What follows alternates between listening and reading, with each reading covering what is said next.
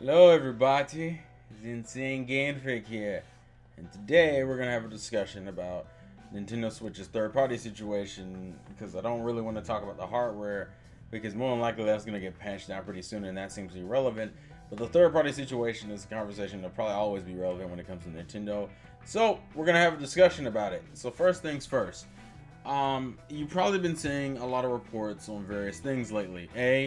That Nintendo Switch games have seemed to be higher. The most notable and and probably one the case that really sparked this was the Rime situation, where Rime is not only coming out later on Nintendo Switch, but is also $10 more, which sparks the conversation from I believe Digital Foundry / Eurogamer that cartridges cost more, and it might be the fact that Nintendo has a policy in place that makes it so games have to be the same price between platforms, but the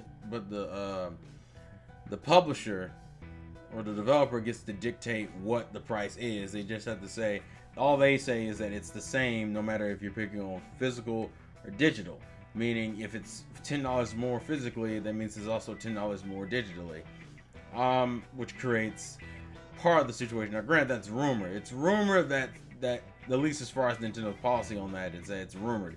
But for the sake of the video, we're gonna pretend like it's true. But just know that that's supposedly rumored. And then on top of that, you have games like Puyo Puyo Tetris. That's $10 more expensive. I'm not sure about this one, but I'm gonna and people can correct me. I don't know how much Minecraft Story Mode was originally when it came out last year. But right now, it's $40 for the Switch and $30 for everything else, including PS3 and 360 for whatever reason. There are a few games that are hitting that weird, they're more expensive on this platform, but they're not expensive on the other platform situation. Rime being the biggest case, and it's become a situation of, is that the cost of the cartridges, or is that developers not eating, or certain developers not eating costs? Because the reason, and this is what brings up my suspicion about it, because a lot of people would say, oh, it's because cartridges cost more. But then why is it that it was confirmed today that Sonic Mania won't have that problem? Just Gaia 5 is the same price as it was when it came out new on the PlayStation 4, because it's $60 and it was $60 there. I'm trying to think of games that are cross-platform. I'm pretty sure Dragon Quest 1 and 2 is not going to be anything higher than 60. So I'm possibly throwing that in there too. There's a few games, at least of the games we have so far, that the Binding of Isaac plus Afterbirth, from what I've seen online, is the only physical copy of that game. So I can't tell. I know it's more expensive than it is digitally, but I can't tell if there's any other physical versions coming out with it. But the point is that there are some games that are parity between versions and other games that aren't. And a lot of people are trying to figure out, in the discussion right now, is for one, is A, is this going to be a running trend? B, is this going to be an issue for third party? And C, who's at fault here? Once again, for the sake of the video, we're going to pretend like that whole rumor about Nintendo forces you to keep the prices the same is true. And then look at some of the developers. We're primarily going to be looking at Rime here, at least in particularly in Rime's case. People got to understand this actually is a thing for a few games coming to the Switch. Puyo Puyo Tetris being I don't know if Puyo Puyo Tetris is in the same situation, but it is a game that's also more expensive on Switch than it is on PlayStation 4, even though it's coming out the same day. People got to understand that Tantalus has also been helping a decent number of these games get ported to Switch in a timely fashion. My biggest issue and my biggest curiosity with the Rime situation is that Rime is an indie title, which is a game that isn't really held at the same standards as AAA development. Not having a physical game for Rime makes sense because Tantalus is just helping to port the game over in a proper and timely manner, and we already know based on their statements that the game's not coming out the same time as Switch anyway. So why even bother making a physical version, let alone a more expensive physical version? Because to most gamers, that looks like you just sent a game out to die on a console. Especially when it's the Nintendo fan base. It's the Nintendo fan base that had this happen to them a generations full ago. It happened on the Wii U through and through. It was almost every third-party game that we got, at least in that first year or two, where it was either late, it was overpriced, and it was unfinished, or a combination of one, if not all three, of two or not all three. That's what I mean. So the reason why I'm suspecting that, I think part of it is the fact that because Tantalus is helping porting it, I think that might be part of the reason why it's more expensive for them. Not necessarily that and granted carts could be more expensive, but this is also the developer who chose for the first game to put out physically. Even if carts are more expensive, you didn't have indie developers aren't forced to do physical copies. They chose to do physical copies, and considering you were already having another developer, another company work with you just to port the game, it doesn't make a lot of sense for you to spend all that money on top of the money you had to pay to port the game on physical copies, and then think for some stupid reason that I'm going to charge more and put the game out late on the Nintendo console and think you're totally going to make your money back. It just seems like wasted effort. And I don't understand the logic behind it at all. And some of you would go, oh, well, you know, maybe they were at this point in the game, they had to release it and stop other developers from not releasing games that were supposed to come out. So I don't see what difference it would have made. And say, oh, but that's not a good first foot forward. Yeah, but a good first foot forward is putting a game out late and overpriced in comparison to its competitors purely because of a rush job, which kind of gets into the other situation with third party, which is not only the pricing situation, but it's also the power situation. Digital Foundry, I think, has done videos on Fast Racing, RMX, Zelda, Dragon Quest Heroes, and I feel like and I Am Setsuna.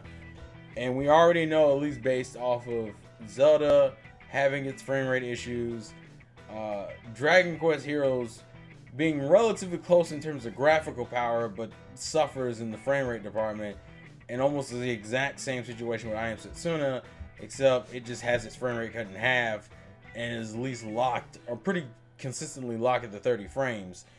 And it brings up the question, is it even worth porting games? And I'm going to chalk that up personally to the fact that it's a launch game, and I'm betting because the Switch was easy to port for, a lot of companies ended up rushing out games to fit the launch window to make money. Because I think Dragon Quest Heroes 1 and 2 is available now in Japan to buy. Whereas I think it doesn't come out. I don't even think Dragon Quest Heroes 2 is out in the States yet. So I'm assuming they're going to try to do for the second game is supposed to come out around the same time as the game comes out for other platforms. I think primarily PlayStation 4. I don't even think Dragon Quest Heroes is on Xbox One. I could be wrong. Y'all correct me in the comments. And it creates a situation, are these games, can they not run on Switch? I think it's rushed. Especially when you see games like fucking Snipper Clips, and you see games like Fast RMX actually being a legit indie title versus Snipper Clips, which is actually a Nintendo-made title. You got games coming, you know, Binding of Isaac. We can see how that runs. What else? We have a few indies, which a lot of people don't want to use indies as the base, but you know, I don't think it's that the game can't run it. I think it's that it just wasn't optimized. I mean, Koei Tecmo also is doing, you know, Fire Emblem Warriors, so having them port a game and also be making another game has got to have done some issues, created some issues when it comes to the game. And honestly, I'd rather Dragon Quest Heroes 1 and 2 be affected than Fire Emblem Heroes, personally. Because Fire Emblem Heroes, there's only one version of that game to buy versus Dragon Quest Heroes, where if the Switch version sucks, I can go buy the PS4 version. Although, in a normal world, in a world that you would prefer, you'd rather they both just be functional. Because, once again, it was the same issue with Dragon Quest Heroes 2, where 1 and 2, where the frame rate got cut in half, and the game still drops frames as soon as you enter a fight. As soon as you swing that sword, you're fucking screwed. Although a lot of people are bringing up the fact that they only show footage of Dragon Quest Heroes 2 and not Dragon Quest Heroes 1. I don't know how much of a difference that's going to make, but still. And then we go back to the pricing situation with Puyo Puyo Tetris, a game that's, I think, $40 on It's either $40 on Switch and like $30 on PlayStation 4. Once again, that's another game that confuses me because that's a Sega-made game that for some reason has this weird price discrimination. And then you look over and you're like, wait a minute, but Sonic Mania was just confirmed today that it won't have that same problem. Well, that's weird. It's the same developer. Well, at least the same publisher. I don't know if it's the same developer, but the same publisher. The fuck is going on? This is kind of weird. Doesn't make any sense. And it's becoming a situation of, is this going to become the norm or what? And I don't think it'll become the norm overall, but it is a little concerning, and it makes you question prices of other Switch games. Because let's be real here, almost the common consensus with a lot of Switch games has been that they're overpriced. Like 1-2 Switch, overpriced. I had the other ones in my head and I completely lost them. Bomberman, overpriced. Street Fighter 2, overpriced. And I guess I'll say it, Puyo Puyo Tetris, overpriced. Rime, overpriced. We got a few games that are out that are overpriced, and then you have other games like Has Been Heroes that has parity between the versions. That was the other game. That game's coming out, I think, is it next week? Is it this week? I think it's next week. It's next week. That game's coming out, and then you look, that seems to be fine. So what's the fucking deal there? It's a clusterfuck. And I'm curious if this is just not companies being greedy. Now, obviously, we have a lot of time to sit down and really look at it and wait these first year to see how consistent this theme of overpricing games on Switch is. Because that could partially just be developers being greedy bastards and not really be the cartridge situation. It honestly depends, and it's up to the developer to see how consistent that is. But it is somewhat concerning that this is how we're starting things. And of course the argument of, and it's crazy how through all the rumors and discussion that was going on during the NX thing about how much better cartridges is, the one obvious flaw that everyone now is pointing out about how cartridges are more expensive, why the fuck did that not get brought up to begin with? And then it also brings up the question, if it is true that cartridges are more expensive, and that is indeed what is affecting the cost for Switch games, are you willing to pay the extra $5 or $10 if that's just to make up the difference? Although realistically, what you should say is that the developer should eat the cost on the $5 or $10 because their game's not going to sell, especially compared to the other ones, if its selling point about being portable is now being used as a justification to charge more, which is a problem in itself. So for me, as I said, I'm asking you guys this question. You guys can let me know in the comment section. But for me, paying more for the sake of portability just seems like a bullshit justification. What it really sounds like, even if that is what's going on, as game developers, if you want that game to sell on that platform, you need to eat the cost. That's just a simple thing. Gamers are insanely fickle nowadays. Gamers are also impatient as fuck. So when you tell a gamer that for my specific platform, I have to wait an extra week or 2 weeks or months for a game, and oh, by the way, I'm also got to pay $10 more, you've killed a game on a platform with that announcement. To me it's not because it's not going to be worth it. People aren't going to pick up the game. Now, obviously, you might get some people, but I don't think enough people are going to pick up the game, and you've killed sales for that platform purely because you told gamers that, oh yeah, you're going to have to wait longer and you have to pay more. Why even make a Switch version at that point then? That's a waste of money on your part. Because I don't think I would pay for the extra premium, especially because it mainly seems to be happening the indie titles, not really full console games, unless you want to count Bomberman and Street Fighter 2 as high profile games. We haven't really got a major third-party title yet to really test. Dragon Quest Heroes would have been that game. Now I'm more likely looking at Sonic Mania and or games coming out later on this year like Skyrim and NBA and FIFA and that stuff. That'll be the true test. That's why I said I'm kind of in wait and see mode, but it is somewhat concerning, and it is something you need to keep in the back of your mind about what we're gonna have to do forward. Because if Nintendo knew this from jump and didn't say a goddamn thing that we're gonna have to start paying premiums, that's a fucking problem. But I've noticed Nintendo games have consistently stayed at $60. But it also brings up questions when it comes to ports. Because think about it, Mario Kart 8 as a port is coming out for $60, which is kind of insane because this game was just released. What was that? 3 years ago? Yeah, it came out in 2014 because Splatoon was 2015. It came out 3 years ago. And granted, it's adding a decent number of stuff. I mean, people need to be fair about it. You are getting all the DLC tracks. But I would think this game would at least go for 50. I thought 50 would at least... They would have at least dropped it to 50. No, it's for $60. So it makes you... The problem is it creates a level of doubt into how the games are going to be structured pricing-wise from now on. I don't know. Remember how Nintendo used to give us a lot of deals with Wii games and even some Wii U games? They used to price them at $50 even though they were full box games. And it was because, oh, well, the game isn't as fully fleshed out as other games, so we're willing to take a hit and cut the price by $10. Although I don't think, that used to be a convenience. I think Nintendo's jumped on the bandwagon of, well, we're just going to charge $60 for everything because people will pay it.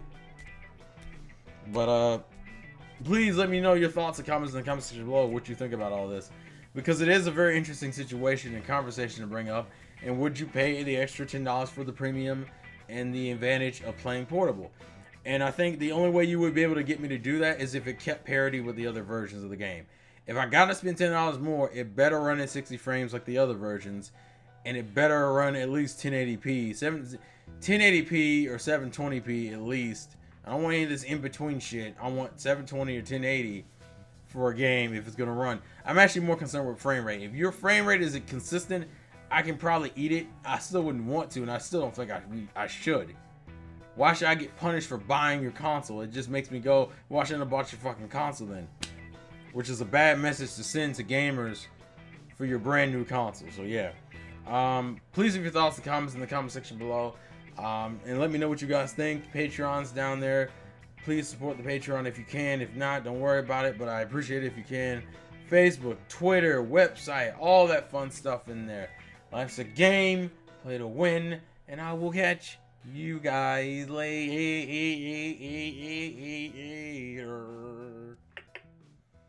Peace out.